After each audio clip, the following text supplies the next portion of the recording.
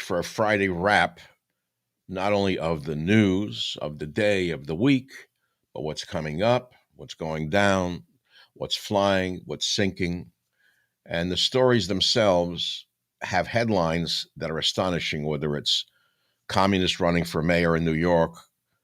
I have to say it. You got 1.2 million Jews. The guy hates Jews, hates Israel, and half the Jews in New York are going to vote for him because, well, liberalism is a mental disorder. Whether the disorder comes before the politics, I can't say. On the other hand, suicidal behavior is not limited to Jewish people. Right now, it's not limited to anybody when you see what's going on in America and the world. Another topic is, of course, the Epstein files. I don't know what they contain. I know that this has the capacity to sink the presidency. It's not been handled very well. First, you see it, then you don't. We have them. They're on the desk. They're in a folder. Then there's nothing there. Goodbye, goodbye, and good luck. And the people said, "What? We're not buying that." Okay. Now there's another investigation. I don't know where this is going to end. It's pretty bad. The whole thing is pretty bad. So that's number two. The communists, the Epstein files. But that's not really what I want to talk about. I thought about this. I just got off the air doing a pretty good segment on the Schmidt Show on Newsmax TV. And I was going to do a live thing. And yeah, the Genius Act is one of the greatest disasters I've ever seen in my life. By the way, I've never seen anything like this. Are people this stupid? You really must be a genius to think this is a Genius Act. Do you understand that this could be a centralized currency where they could eliminate your bank account with the stroke of a pen? I know. Yeah. Mike Johnson's a wonderful guy, sure.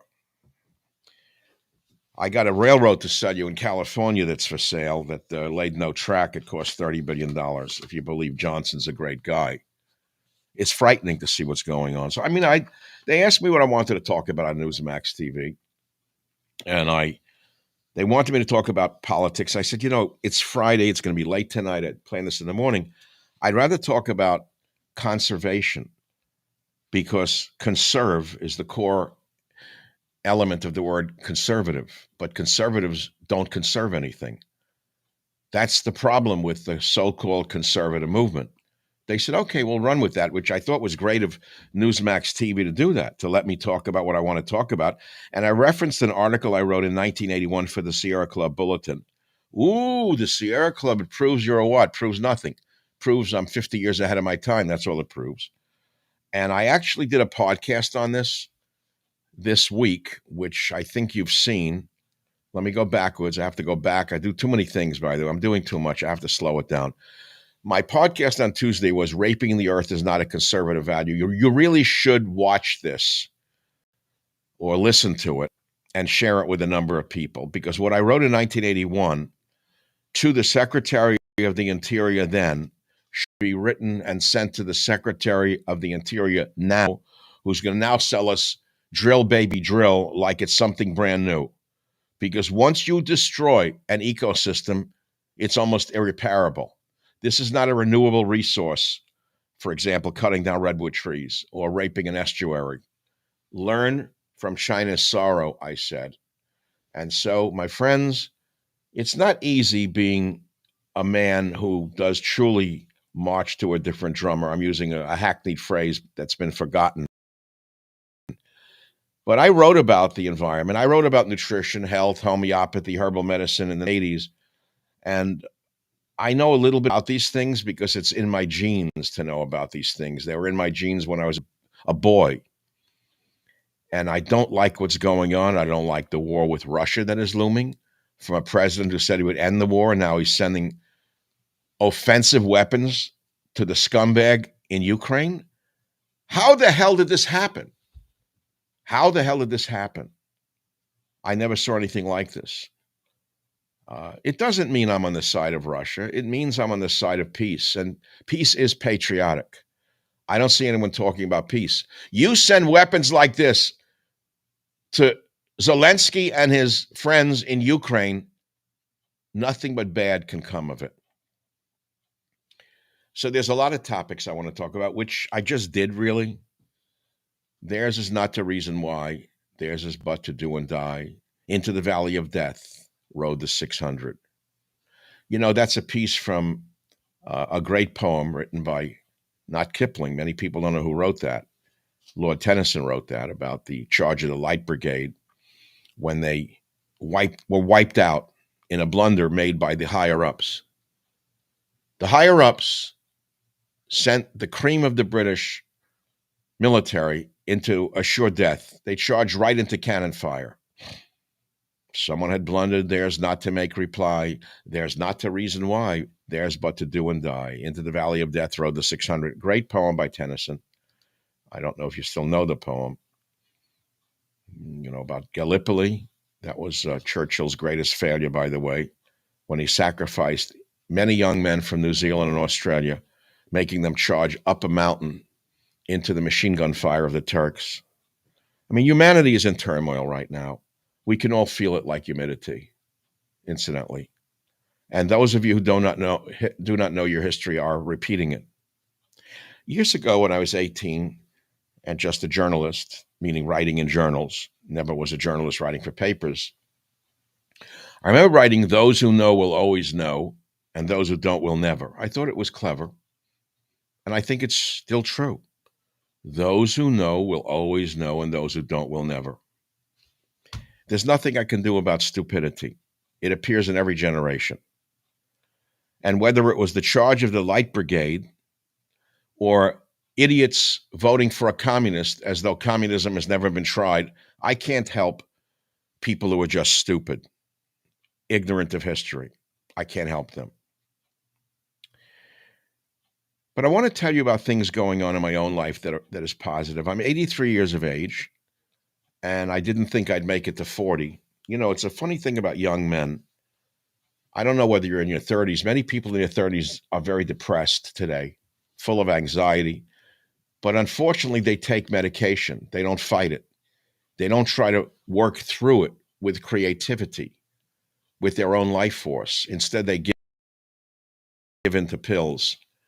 And unfit the younger generation, everything that challenges them, they say they have anxiety and depression. Well, guess what? That's part of life. Learn to live with it.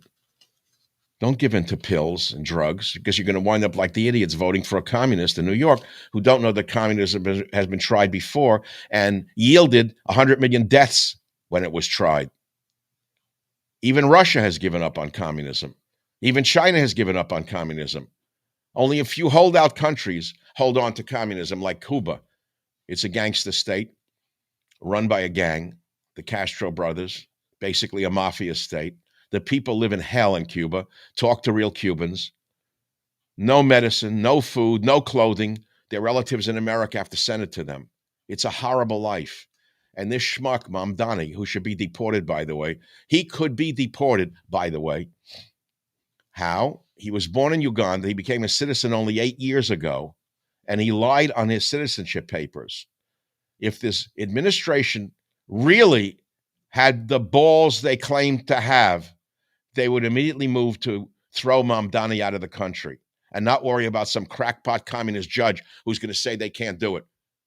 And while they're at it, they should throw Bernie Sanders out of the country for sedition.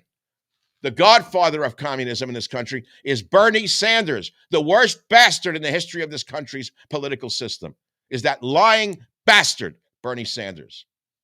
I don't mean to get vulgar or angry, but he is the one who created these creeps, whether it's occasional Cortex, who's looking a little fat, by the way. She's putting on a little weight. The more power she's gained, the fatter she's gotten. There's a very interesting thing going on with her.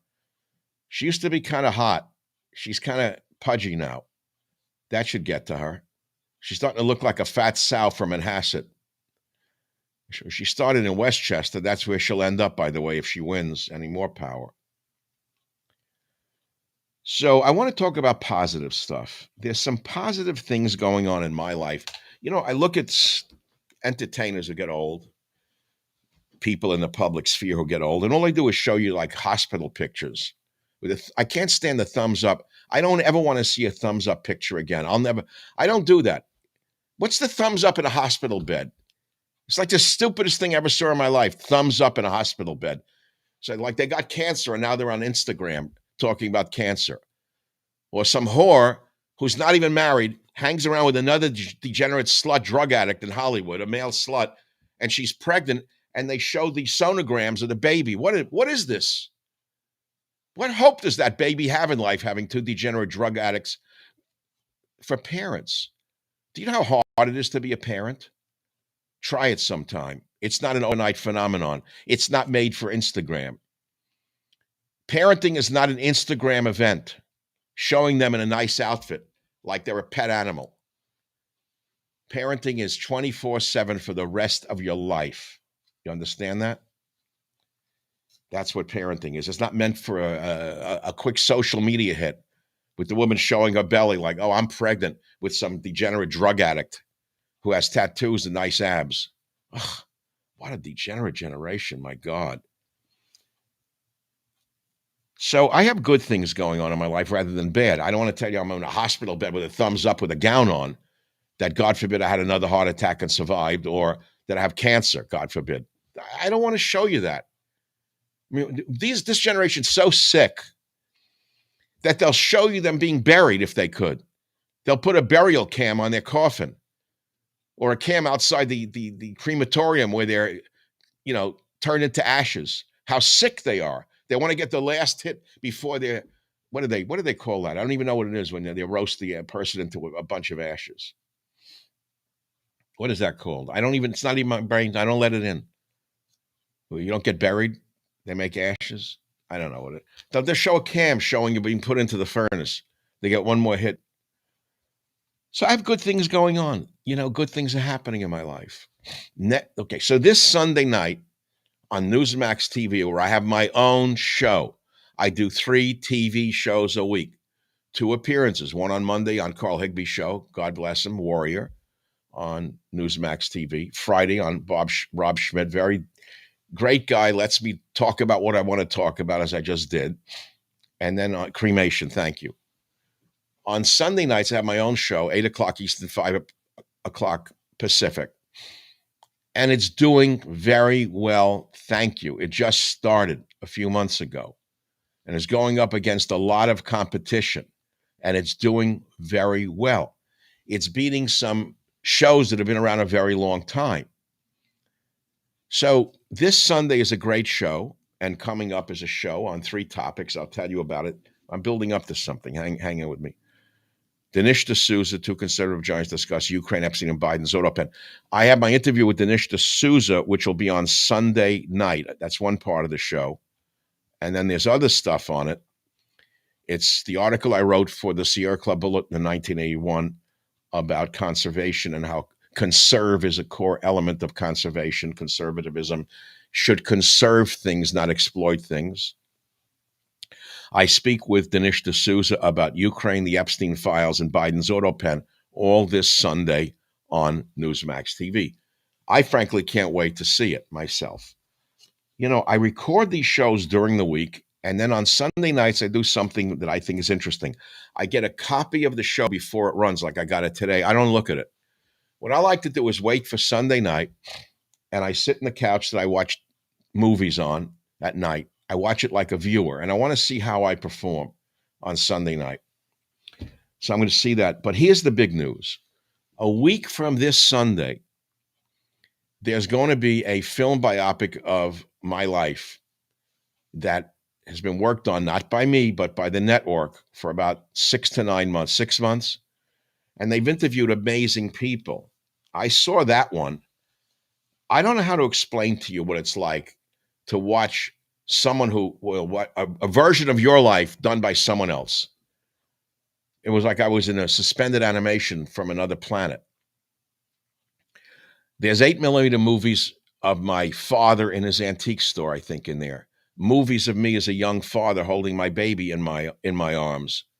And now I'm a man in the 9th decade of my life, looking back of me at 20, 30, 40, 50, 60, and 70s, a plant collector in Fiji, broadcaster starting in radio in my 50s and going to the top of the heap out of nowhere, becoming a phenomenon. It's all in this movie. And they interview people to talk about me some of these people are geniuses. I got to tell you that. They interview my son. He's a genius. They interview Daniel Horowitz, my attorney, is another genius. They interview Jeff Rovin, who's a genius, not just because of what they said about me, but these are geniuses in their own right, in their own world. And then they interview a gentleman I never met. And it's an amazing production. It'll be on a week from this Sunday. And I don't know where to go from there. Well, there was something else happened that I felt was worth telling you about. I decided to accept a part in the movie. It's a small part, admittedly, with a major American movie star who's been in hundreds of movies. Household name. I'm not going to mention his name and try to ride a piggyback on him. But I'll be flying down to L.A. in early August to play a role. I won't tell you who the actor is or who the director is, but I took the role. I could even tell you what I'm not going to tell you the part yet, but it'll be preempting the movie. What happened was I was chatting with the director, who's a friend of mine, and we've been joking for a long time. He keeps saying, I'm going to put you in a movie. You're a born movie star. I said, if I want to be a movie guy, I would have been in the movies years ago. But I'm not made for movies, I said to him. I said, I don't like reading scripts. I can't remember dialogue. I can't remember scripts. It has to come from me and from my own knowledge. He says, I know, but you'd be great. So he sent me the script, and I play Ezra the Jewish fisherman on a pier in Southern California. I couldn't resist the role because he said, it's made for you. It's made for you. We didn't know who we were going to get. I called him by chance on Monday. He's usually overseas filming a movie. He's a major league director, very conservative guy. And he said to me, this part's made for you. I want you to be in the movie. So yesterday I talked to the director, the writer, I don't know who else. And they sent me the script, and I've been trying to remember it. It's a pretty mirthful part that I have, Ezra the fisherman. Like I'm standing on a pier with a fishing rod in Southern California, and next to me is the famous actor, and he's fishing. He plays a role. I won't tell you about it. And he says to me, how are they biting? And I say something, and then I say something else, and he says something else, and then he smiles, and then I go into a small prayer to myself under my breath as I continue fishing. I'm going to go down there in early August. I'm going to have a lot of fun because I know the actor, I know the director. I'm going to stay in a place I know. I'm going to probably have a wonderful evening with them, and I'm looking forward to it. It's like life begins at 80. Do you understand what I'm saying to you? There's good things happening in my life that I'm celebrating. Not everything has to be dark.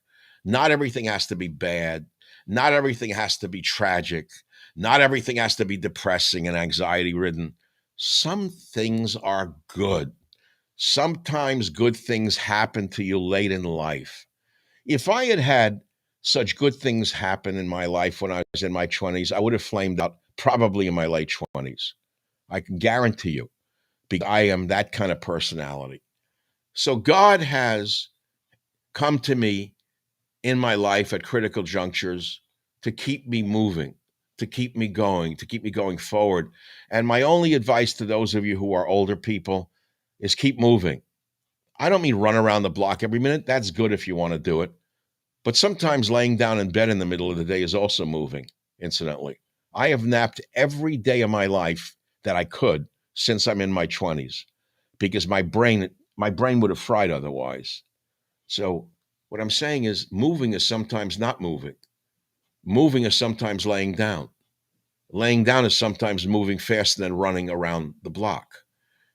It's kind of a little Zen thing here, but don't blame me. I'm from California by way of New York, and I learned some things along the way. And sometimes standing still is moving faster than you could ever imagine. And sometimes good things come to you when you least expect them. I didn't call him asking for a part in the movie on Monday. I called him, say, hey, Steven, how you doing? Are you back from Bulgaria where you're filming another movie? And he starts to tell me about a movie he has, and he says, Micah, wait a minute. I got an idea. You could play Ezra the fisherman in the movie I'm doing. And I said, well, what's the part? He said, I'll send it to you. And he sends me the script. And I start reading it, and it's complicated for me. I don't know. I have to remember lines. I'm not good at remembering lines. I have to remember lines, even though there are a few lines. I don't want to jumble them up. And then the film biopic of me, I knew it was worked on. I knew it was coming. And I wanted to do something with the biopic of me, the film, It's only going to be on Newsmax TV. That's what it's going to be. It's not in theaters. It's not like a movie you can go to. You have to subscribe to Newsmax to get it. Maybe they'll release clips. I don't really know. But I was awed by it, almost to the point of being stunned by watching my own life portrayed by a filmmaker and me being talked about by people who I know, who I respect very much, saying things about me that was so complimentary. I was knocked out by it. I mean, I'm egotistical. I understand to talk about myself like this, but what should I do? Not talk about it and tell you no, I'm not happy with it? It's not about happy, sad. That's for children, happy, sad. The cufflinks, the happy, sad cufflinks, the thespian cufflinks that I've talked about. It's not happy, sad. It's not that. It's like, where do I go in life from here? And I worry a little bit since so many things are coming now while I'm still alive about me and my life that I'm wondering if God's not sending me a message in advance that I don't really want to hear. But okay, what can I do about that anyway? God's in charge, not me. So I'll become Ezra the fisherman. I can't wait to see what he said yesterday. He said, well, you got to come down in advance. We got to go do wardrobe. What are they going to dress me up as Ezra the fisherman? What hat am I going to wear? A fisherman hat? Are they going to put a fake beard on me, or is this beard okay? I don't know. It's going to be funny. I can't wait to do this thing. Stan, you want to hear something odd, though, about that? I tell you how strange life is. There's a word for it. It'll come to me soon.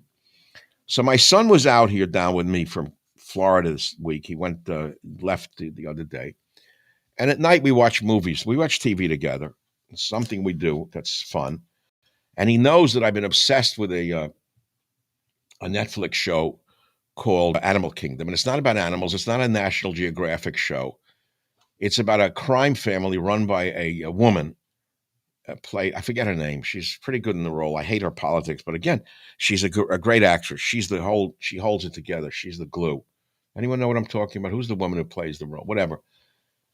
So I started watching it and I got obsessed with it. It's 6 seasons. And the strange thing about this Animal Kingdom, so it's about a woman who's the head of a crime family, and she has sons. Each one is a criminal. Each one is from another different father from when she was a wild woman and a young, crazy, wild, girl. And she slept with 5 different sleazy guys and had 4 or 5 sons. And each one of them is, whoever wrote this was a genius. All the writers of Animal Kingdom, they were geniuses. The directing, the writing, the lighting, all of it, perfect, perfect, perfect.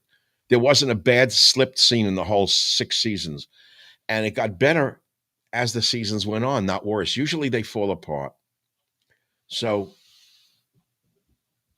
you watch this show, and I kept telling my son about it. He's too busy to watch TV like me, but he's with me, so he watches with his dad, and we watch the show, and he's starting to really love it. So one of the show is set in Oceanside, California, is my point, and the scenes are not all in Oceanside, surfers down there and all. Some of the scenes are in a little further north, but they're still in Southern California. And I commented to my son just the night before I called the director. I said, look at those beautiful piers that go out into the ocean in Southern California. Manhattan Beach has a pier. Other cities have piers. They were so ahead of themselves. Northern California sucks. They have no piers. You have to go to these lonely, horrible, wind-driven beaches. They're not fun. These piers go out into the ocean and they have like food stands and fishing. They knew what they were doing down there. So I saying, I really miss those piers that we had when I lived in LA with you, Russ. And the next day, he tells me the scene is going to be shot on the Manhattan Beach Pier. What? How did this happen? Did I have a premonition? Did I be doing a little tiny scene on a pier in Southern California? Did the universe speak to me? Back to the Future? I don't know how these things work. That's what I'm trying to say to you. I don't know how it worked. The next day I call him and say, okay, then the scene is on the Manhattan Beach Pier. Okay, you get what I'm saying? The connection on that one? Watching a movie, saying the piers were great. Next thing I call the guy, says, the scene is on the pier. Okay, got it. Sometimes we see things. Sometimes the future sees us. Sometimes we see the future. Sometimes we project our own future. Sometimes the future comes to us and pulls us into it. It's very interesting to me. But don't give up. No matter, I'm going to conclude now. I mean, I've been with you a little bit now, like 25 minutes. It's enough. It's enough. What I'm saying to you is, let's say you're in your 20s and you're banging your head against a stone wall. You've tried very hard.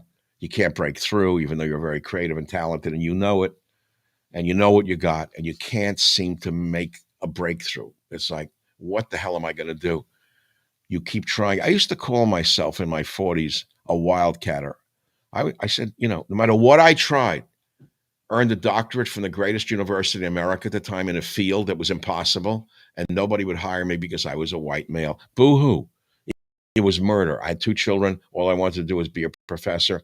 They said, no, we have to hire people of color, lesbians, gays, and foreign, drop dead, go away. Bye-bye. That's what the National Science Foundation said to me. It made me a very angry man. And it took years for me to pray to God and get into radio. And that's like in my rearview mirror now. 26 years went by like that. What I'm saying is, I used to call myself a wildcatter in my 40s. I put out one good book after another, and it was enough money to keep going. Yes. One after the other. And I used to call myself a wildcatter. I would try different things and I would drill an empty hole. You get what I'm saying when I say wildcatter? I said, I'm just drilling dry holes in Texas.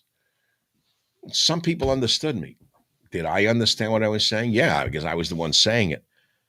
And now the oil wells are pumping oil because I have not stopped drilling. I haven't stopped working. But most importantly, I haven't stopped dreaming because I haven't stopped praying.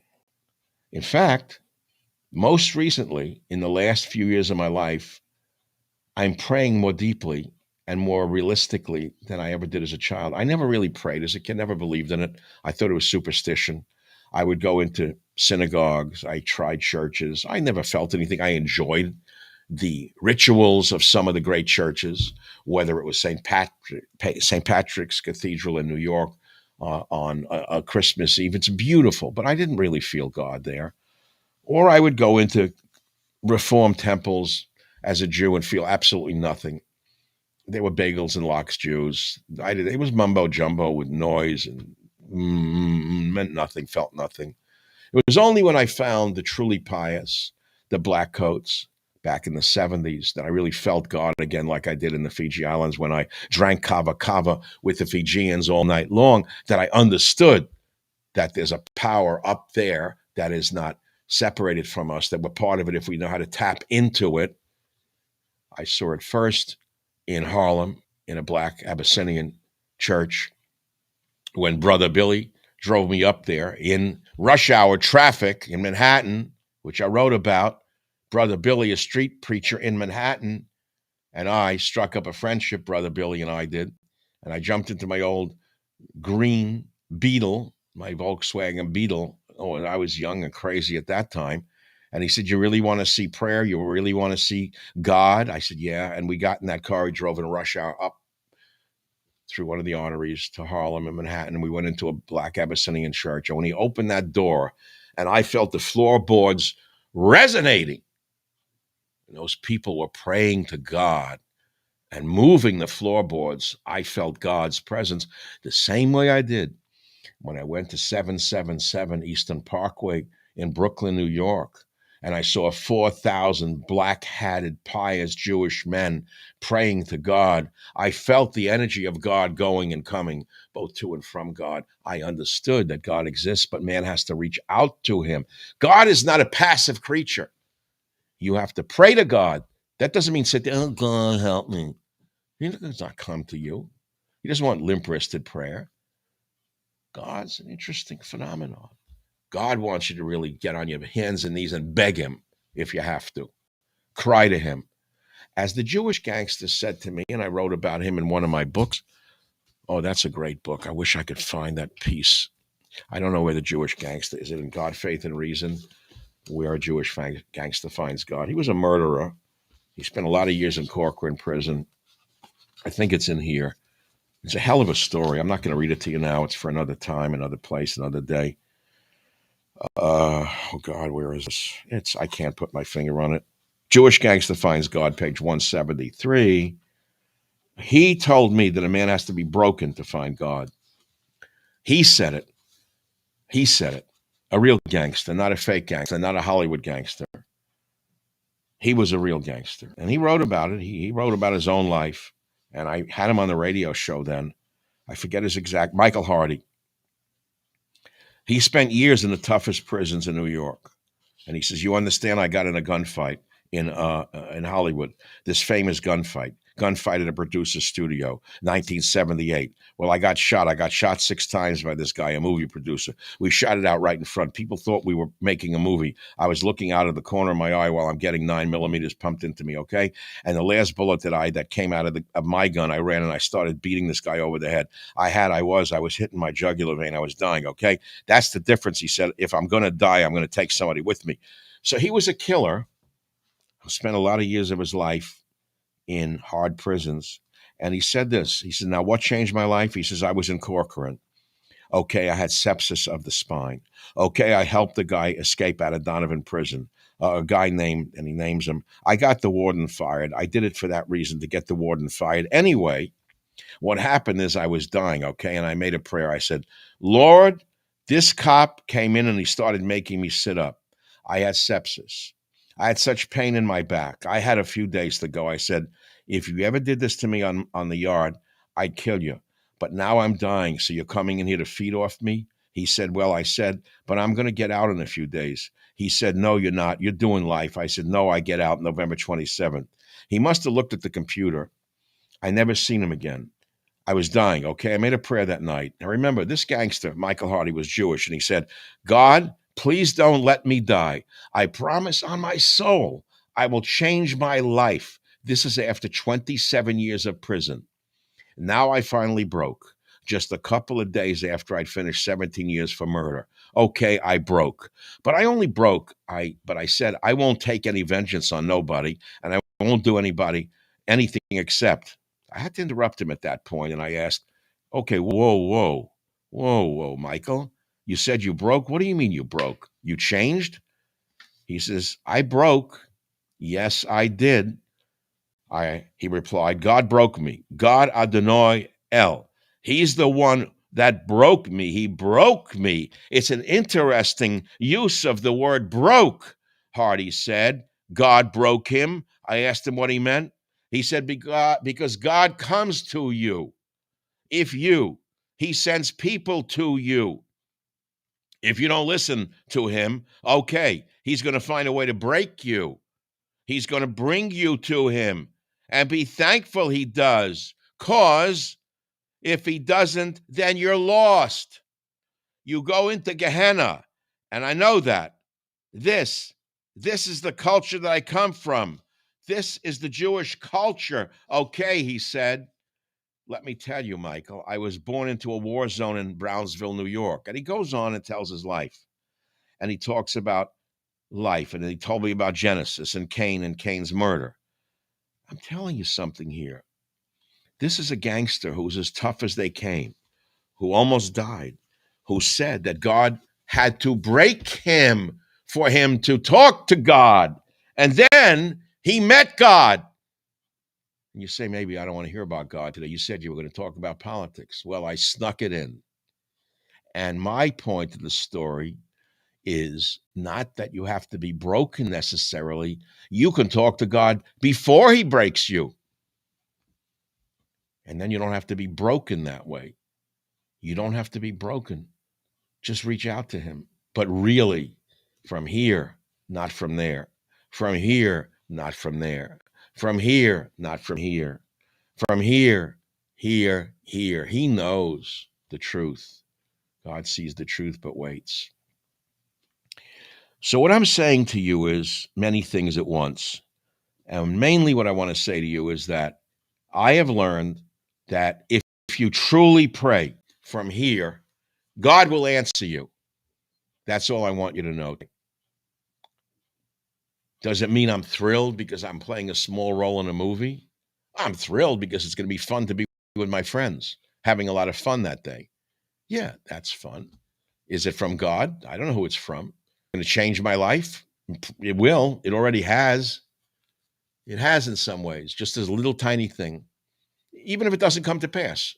Although I spoke to the woman who does the paperwork, and she asked me for my SAG number today, if I'm a member of the SAG SAG union. It was very funny. She's like, "You remember a SAG?" And I said, I think so because I worked for ABC Radio in the '90s at KSFO, and KGO was an ABC affiliate, and I still get pension letters from Disney. I don't know how much money, man. They really, it's a small pension, but I'm still getting it 30 years later from the years I worked at KSFO Radio. It's amazing how much money they really put out there in those union things. So I said, I may be. So she said, yeah, you probably a member of the union. She said, that's great. So things, circles, circles, circles, circles. We, what goes around comes around, but we go around and we come around. We go around and we come around, So hang in there. If things aren't working out for you in your life right now, I can't guarantee they're going to work out for you tomorrow, but just don't, keep the faith, baby. Used to be a saying in the 70s amongst African Americans in America. Keep the faith, baby. That's what they meant, meaning keep the faith, baby. Don't give up. Have joy in your heart. As hard as it may be, don't give up and don't become angry and don't become bitter at everybody and don't, curse everybody and don't look back on everyone who's said something to you that was bad. I'll tell you something. So I had a heart attack, and I don't even remember the year. I don't carry it around the date, but 2019, who knows when? I don't remember. But, it was a defining moment in my life in some ways. I changed a little bit. I'm a little more mellow. I try not to get angry. If people irk me, I try not to carry it around, and there's a lot to irk. There's a lot of irks coming at me. I do not carry around in me resentment. I'll tell you that. I walk around hating this one or hating that one. You know what I've said for years? Leave vengeance to God. Because I have seen everyone in my life who I know deserve bad things to happen to them have bad things happen to them. I've seen it over and over and over again. And that goes to whether it's a road rage incident. I don't know who the person is. Try not to engage. Just don't. Even if they cut you off and give you the finger, just back off. And I learned that a long time ago from a dear friend of mine who was an attorney. I guess I could mention his name. And he used to tell his sons, he taught me this 30 years ago. He was a very famous attorney. And he had faith in me when I really was still struggling. And he said to me, if you're on the road, he said, I teach this to my sons. If a guy cuts you off, don't get next to him and start screaming and yelling. He could have a gun and shoot you and kill you or someone in the car with you. He said, if he pulls up next to you, go like this in a kind of a way that you're sorry, like I'm sorry. He said, always apologize to the other driver. You get it? Get that? And what he was saying is good advice to all of you. Don't engage. You don't know. The man could have just been diagnosed with cancer. He could be on drugs. His wife could have just died in childbirth. His mother could have just passed away. And he wants to kill somebody, and you could be it. Okay? Don't engage. One piece of advice. Another thing, don't carry around resentment and anger in your heart. It'll only eat you alive. It'll eat you alive. It'll eat you alive like a shark in your body. So there's things you can learn, things you can do. And the main thing is never give up. Never give up. Never give up. Never. There are days that are bad.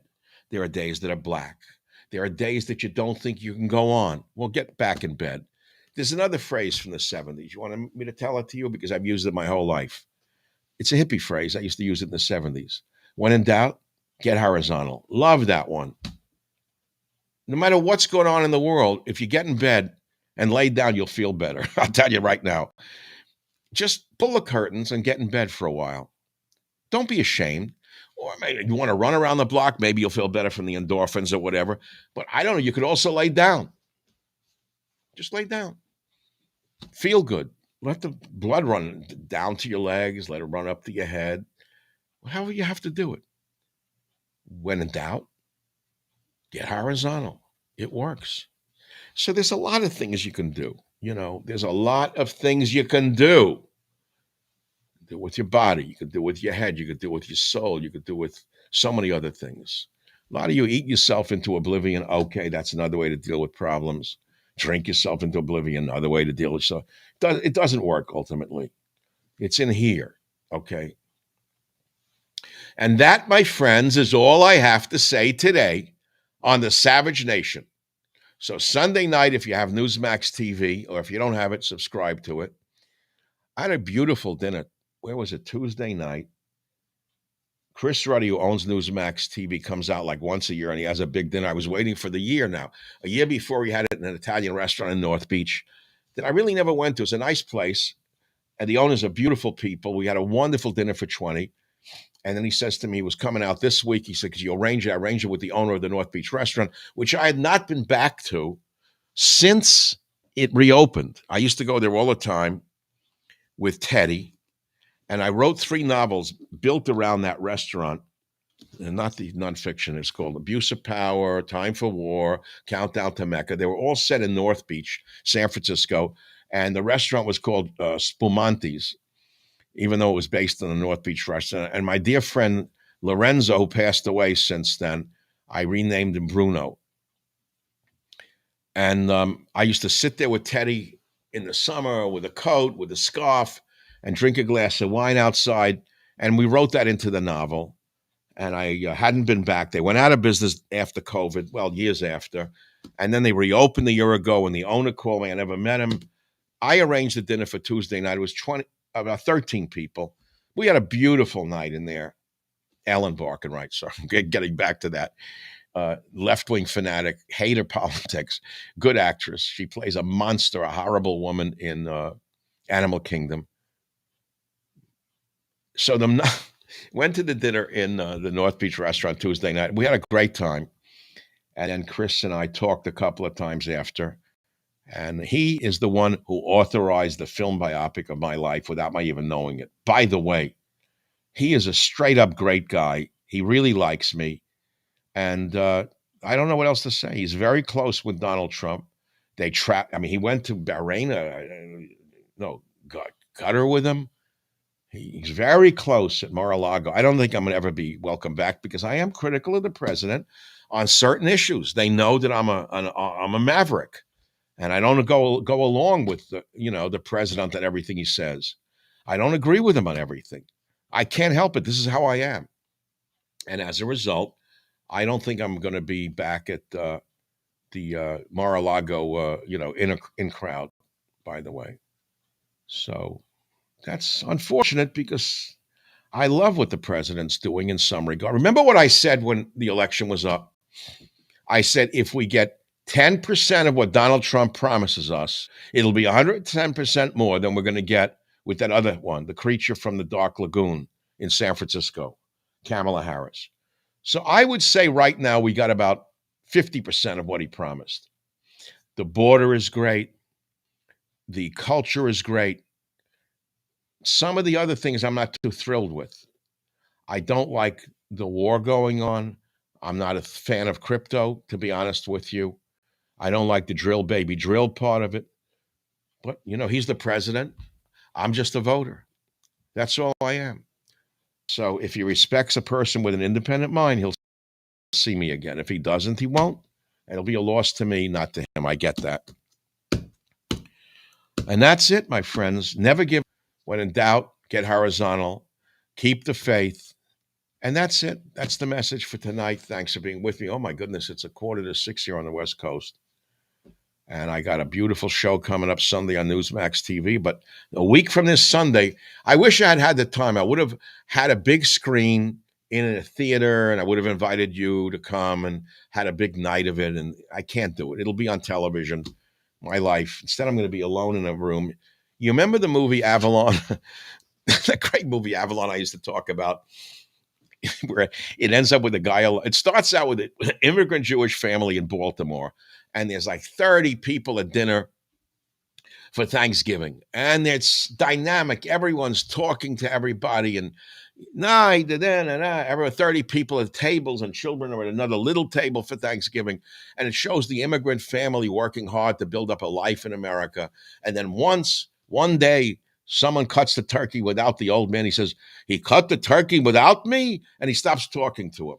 And the thing is that little by little, the family starts to dissipate and move apart, like it's the true story of every immigrant family in America. In the end, the guy who's telling the story is alone in a room for Thanksgiving, eating dinner alone, and he's got a TV tray with a frozen TV turkey dinner. And all you see is the light of the TV screen in his face. It's genius. Levinson did it. What a movie. Avalon. I think I'm going to watch it tonight if I could. That's me. I'm going to watch myself and my biopic alone in a room with the TV screen instead of being there with you, my audience, in an amphitheater with a big screen. That's life. I've been up, I've been down, I've been over, around. What can I do? I'll be alone. I won't be with you. Thanks for listening. I'm Michael Savage. I can't say I'm happy. I can't say I'm sad. I can't say I'm going to be, he may be there. Where am I going to go tonight? Don't know yet. But thanks for listening. I guess you could hit the like button. That'll be a miracle. Followers on YouTube. That's going to change my life the better. I should give you a prayer, is what I should do. It would be true to myself and true to tonight. I got to give you an actual prayer. You bear with me. That's what I'm going to do. I'm going to give you a prayer from a prayer book. It's in my faith. If you don't like it, I can't help it. That's your problem. Go to your faith. If you have no faith, go to Karl Marx's book or read Mao Zedong's Little Red Book so you could dream about killing everyone you hate. We live to praise God. And so I'm going to read you a prayer in English that was written by Solomon, I believe. I could be wrong. I think it's Solomon's prayer. And it goes like this: a psalm, a song of dedication of the house by David. It's by David, King David, sorry. I exalt you, Lord, for you have uplifted me. You did not allow my enemies to rejoice over me. Lord, my God, I cried out to you, and you healed me. It is really a good prayer. Lord, you have brought up my soul from Sheol. You have kept me alive, that I should not descend to the pit. Sing to the Lord, you his pious ones, and praise his holy name. For his wrath endures but for a moment. When he is conciliated, there is long life. When one retires at night weeping, joy will come in the morning. In my security, I thought, I shall never falter. Lord, by your favor, you have made my mountain stand strong. When you concealed your countenance, I was alarmed. I called to you, O Lord, and I made supplication to the Lord. What profit is there in my death, I said. In my going down to the grave, I asked. Can dust praise you? Can it proclaim your truth? Lord, hear and be gracious to me. Lord, be a help to me. You have turned my mourning into dancing. You have loosened the cords of my sackcloth and girded me with joy. Therefore, my soul shall sing to you and not be silent. Lord, my God, I will praise you forever. That's the prayer. That's David's prayer. We live to praise God. And what he was saying in the prayer was, what good would it have done if you had brought me to death? Could I still praise you? He was begging God to keep him alive. You see what I'm saying? So David was also broken, like that gangster I was telling you about. All of you will be broken one day if you don't come to God.